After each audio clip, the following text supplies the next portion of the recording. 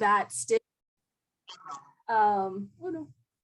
stemmed from her dissertation. And so I got this little bug in my ear that, oh, I can do this kind of research. I can do research that's impactful, and it still, is accounting research. And so I went down this path of, completely relearning my PhD program.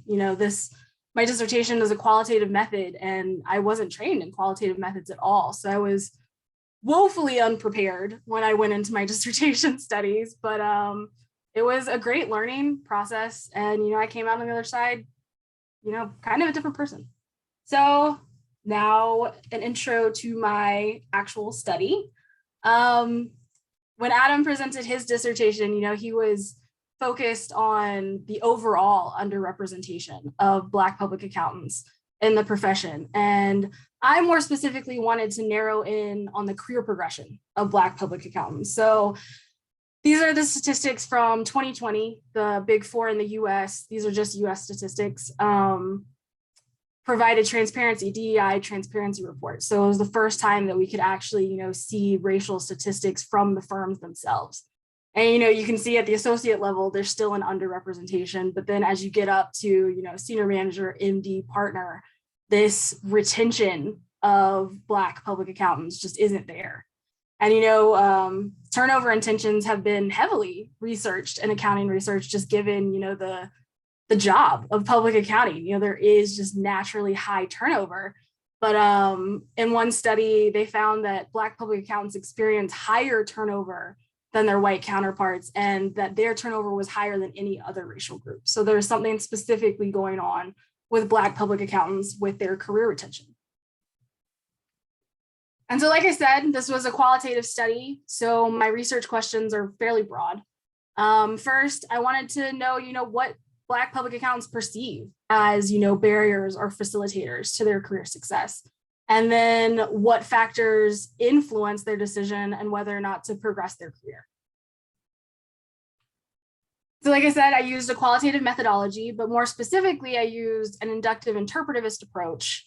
And this was kind of for two main reasons. One, I wanted my findings to be grounded in lived experience. I wanted my findings to be grounded in the material circumstances, surrounding a Black public accountant's career progression. And then second, I really wanted to lead future research in a direction that was going to be more impactful. And so using an inductive interpretivist approach, we go from the specific to the more broad theoretical implications. And so I was hoping in doing that, future research in the positivistic paradigm could at least, be grounded on really deep insight into the issue. And so my data collection was interviews. I interviewed 15 individuals. I actually interviewed 20, but like I said, I was very unprepared to do a qualitative methodology. So the first 5 just ended up being kind of pilot studies or pilot interviews. And then I started coding the transcripts and, finding themes that emerged out of it, triangulating my coding with my advisor, and then going to literature and prior theory. And Dr. Lehman can actually speak to this. She read my paper at the end of last summer. And, my paper was completely different. I had a completely different theory. I really didn't know what I was doing. I didn't have findings yet. And so this process was extremely reiterative until, I found the theory that my emergent themes were really fitting under. And then along with all of that, it was a lot of personal reflection on, in the qualitative methods, we, rather than seeing the researcher as, an objective person from the outside of objective reality, instead we are part of the research. And so it was really important for me personally to really deconstruct, my prejudgments, my knowledge prior to going into this study. And I want to give a little bit of props to my husband there, because he definitely, was a linchpin in that process of, personal reflection. He's a Black man himself. And as I started this study, he was, in a bank setting and working kind of in these conditions that I was, researching. And, since then he's all about the social media and racial justice platform. So he's much more of an external, person than I am, but I will give props to him in that regard.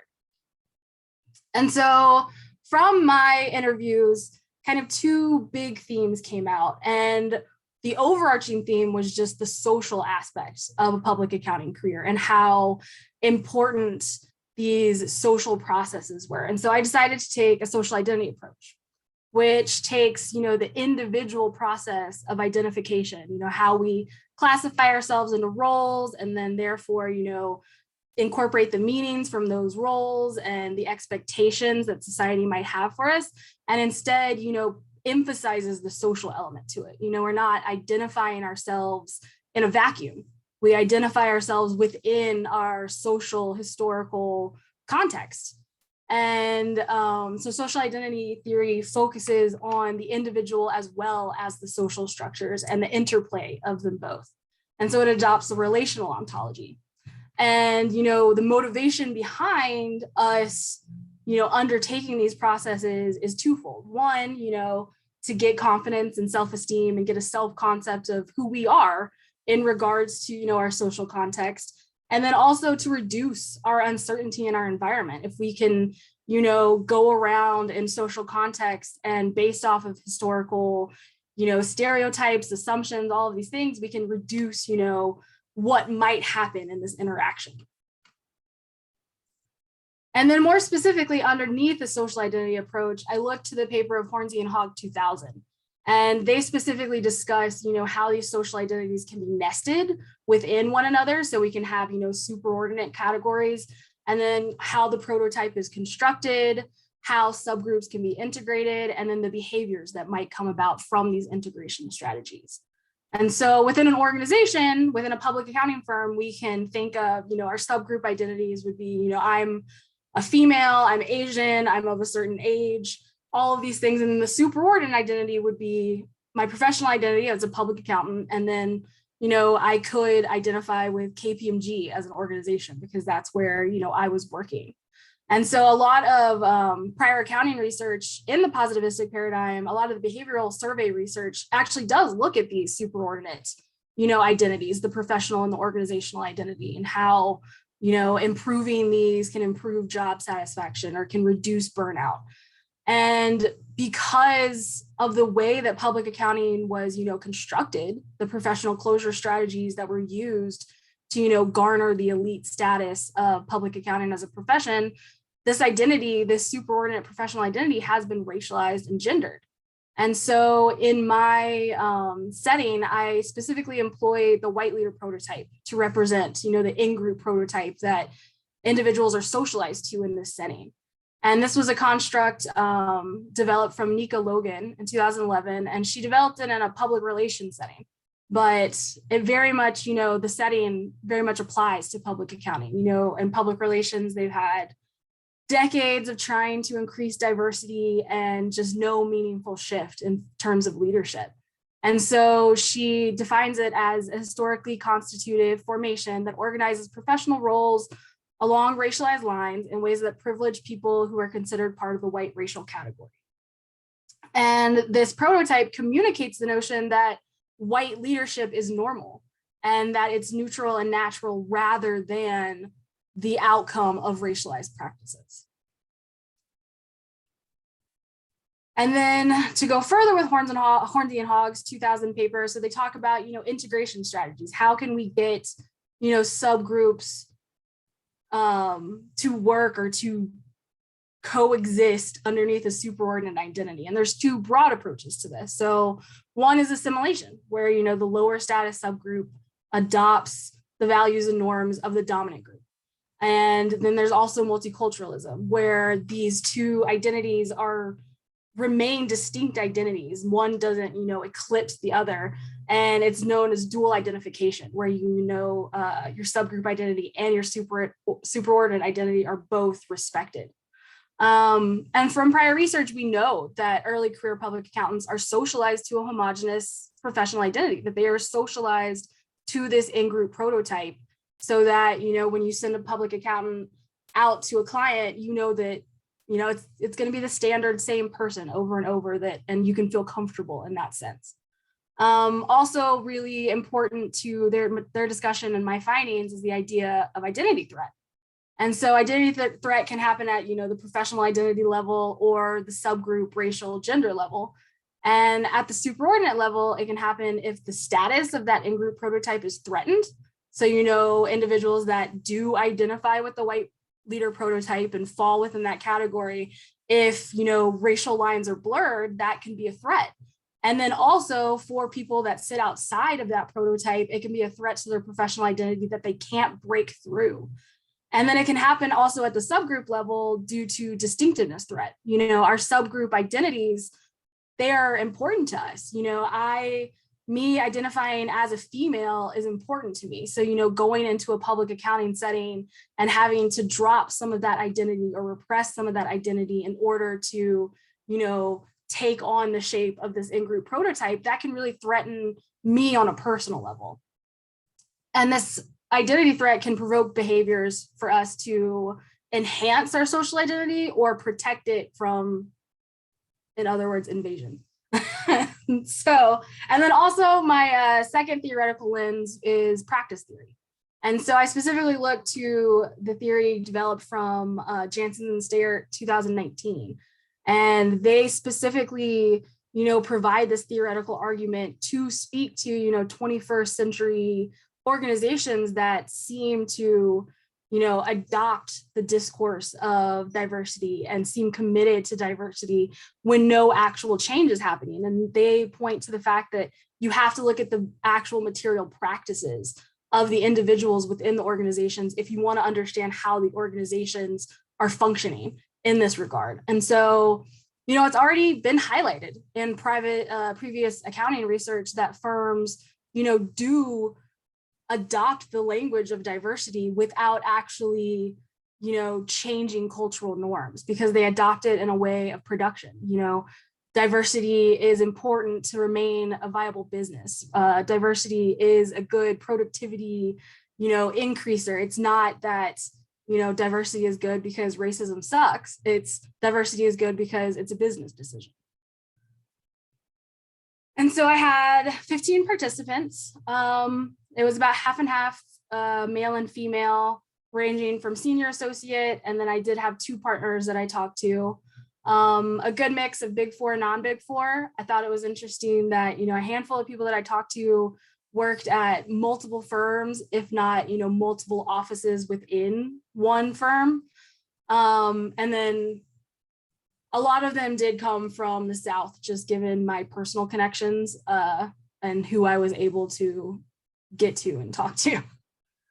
And so the first theme that came through from my interview transcripts was this idea of building relationships and this idea of, who and who knows you is going to make or break your career. But almost all of the individuals I talked to express some form of, professional identity threat from this perceived, out-group status. Like they already had their group. I wasn't going to be a part of it. They made friends with people from their same schools, from their same backgrounds, and which is, the natural implicit part of social identity theory is that, these processes of how we socially categorize ourselves is very implicit based on these assumptions and stereotypes that we have. And then also from just the overall lack of representation. Individuals talked about this going back to their college careers, not seeing professors being the only Black person in a class, to their professional setting being the only, Black person in the office or on the audit team. And it was just this constant, I don't see anybody that looks like me. How am I supposed to, feel like I could be successful here? And then there was also this aspect of this, out-group social status was formally put into, review comments. It wasn't a discussion. It wasn't a, hey, I see you, struggling on this like social aspect, blah, blah, blah. It was in their formal year-end reviews. And, I had one senior manager that pointed out that, she's been in multiple review meetings where individuals will go back. It'll be, they've been there for 4 or 5 years and they'll still go back to the first year review saying that they didn't socially fit in. They didn't, they were struggling because, it's seen as a signal of how well you're going to communicate with clients and how you're going to be able to, hold those relationships. The internal relationships you have in the office are supposed to represent that external relationship. And so these reputations would really stick and cause damage down the road. And then there was, the socialization to the white leader prototype. And because this in-group prototype is dominated by whiteness, it almost required minority group assimilation in order for them to feel like they could be successful. And it came in the form of racial code switching, which is, practices to reduce your racial identity. And previous research kind of finds 3 dominant motivations for partaking. And so the first one is to relate to the dominant culture. This individual, she was out at an audit. She was traveling for an audit. And so they were in their hotel rooms at night. And, they would go to the audit room the next day and everybody would be talking about The Bachelor. And, she was in her room watching, Tyler Perry or House of Pain, but she didn't feel like she could say that. And so that night she, went to her room, watched The Bachelor so that she could, study up and provide, some social interaction the next day. And then also, to increase perceptions of professionalism. I think we all know, the bias that is inherent in professionalism just because of how, professions have been constructed in our society. And so individuals would talk about, this man that I was talking to, he talked about, 90% of the time he had to change the way, he spoke. And he was from Atlanta. And so he would go back home afterwards and all of his family, of course would, why are you talking like that? Like, you don't talk like that. But he was so stuck in that vernacular that he couldn't break out of it, when he was in his comfort zones. And then the females that I talked to, it was their hair. I had one individual, she talked about transitioning to natural hair. And she said it lasted about a week because everybody in the office just ignored her, just would not even, give her the time of day or even a glance, even a look when she came into the office with natural hair. And so then you have to think about, the financial barriers of that. I have the privilege of having, straight Asian hair. I couldn't imagine having it being a requirement for my job to pay $500, a month to get my hair done. And then the last one was to avoid stereotyping. And the one that came through most with my interviewees was this idea of intellect and, having to prove that you were this intellectual person and that you deserve to be there. And so it gave ideas of, perfectionism and exceptionalism, and you can't ask questions, you can't falter at all, because the second you falter, that stereotype is just going to come into play. And then, from prior research and, just common sense, you would assume that having to partake in these assimilationist practices every day, that decreases your cognitive resources, which is going to affect your performance. And then obviously your psychological well-being of having to, contort yourself into this in-group prototype on a daily basis that just you don't naturally fit.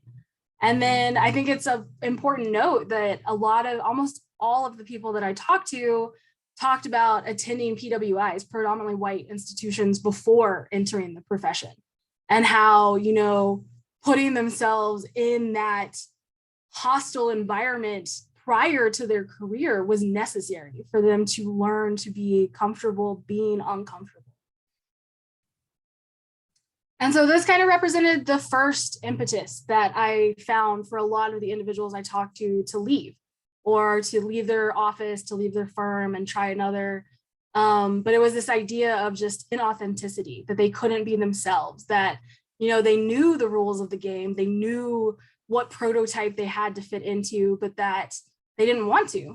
They didn't see, the point of reducing and minimizing their racial identity in order to find this career success. And so for a lot of people, this is where they chose to leave. And then the second theme that came out of my interviews was this idea of sponsorship.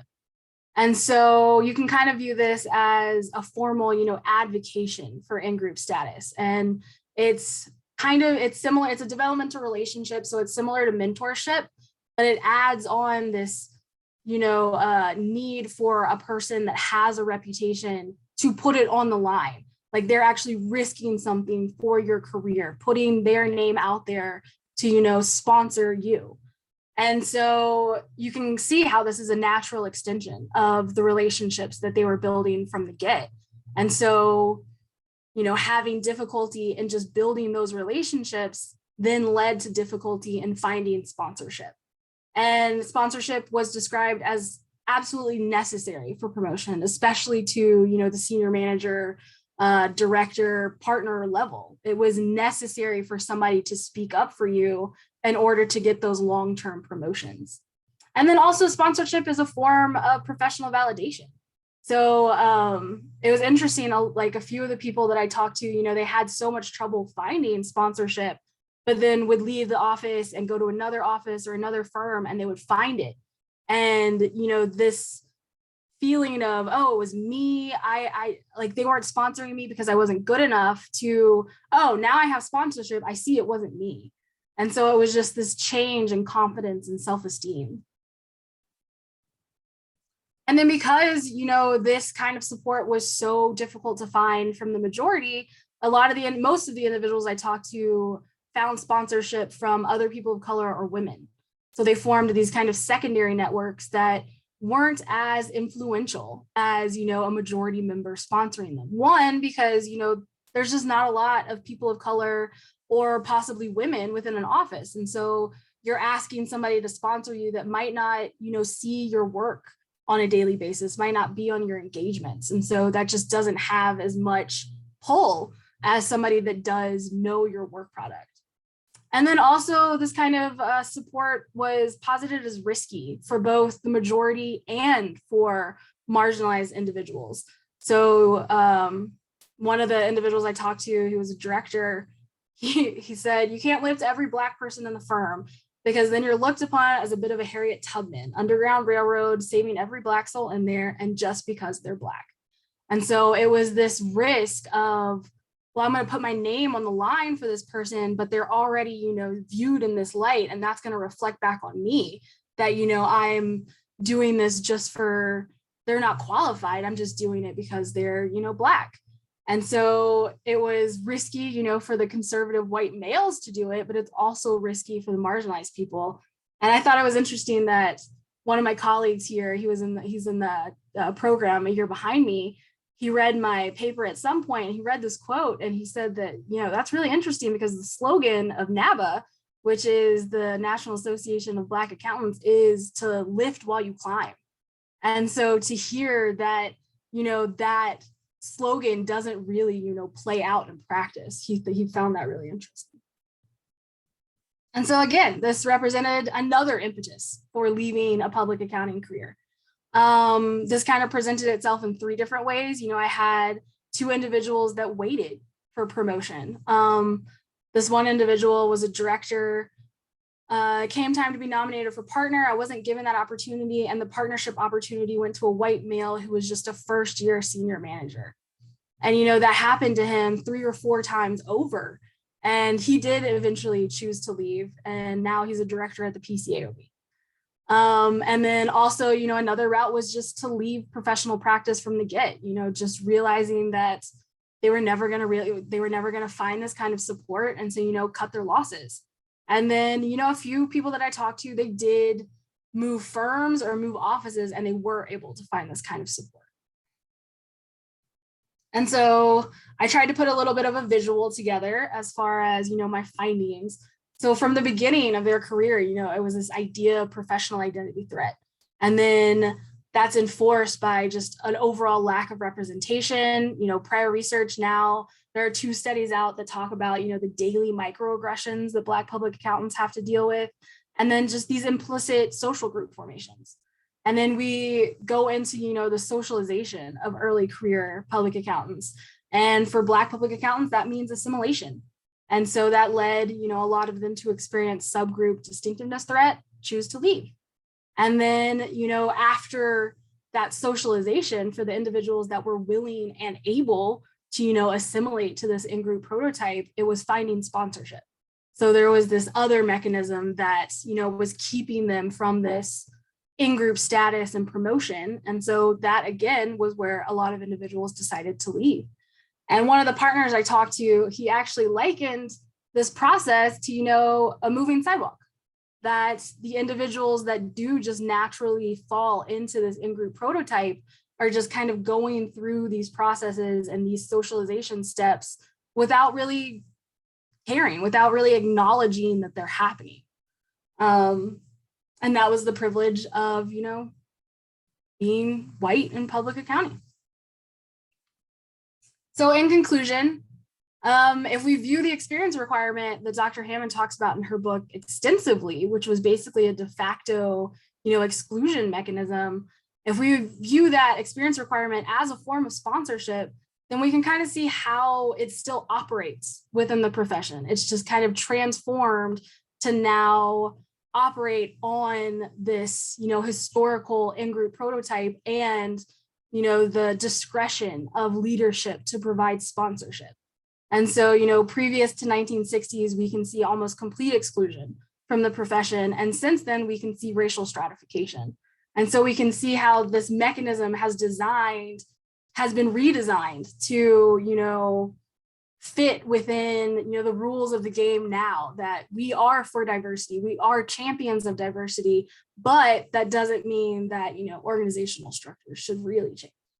And so, in conclusion, diversifying the profession is not enough. It's not enough to put Black, Brown, and Indigenous people of color in these hostile whiteness, work settings if no structural change is going to come behind it to increase, or to create an inclusive environment, without transforming this in-group prototype, without really examining, sponsorship and who gets sponsored.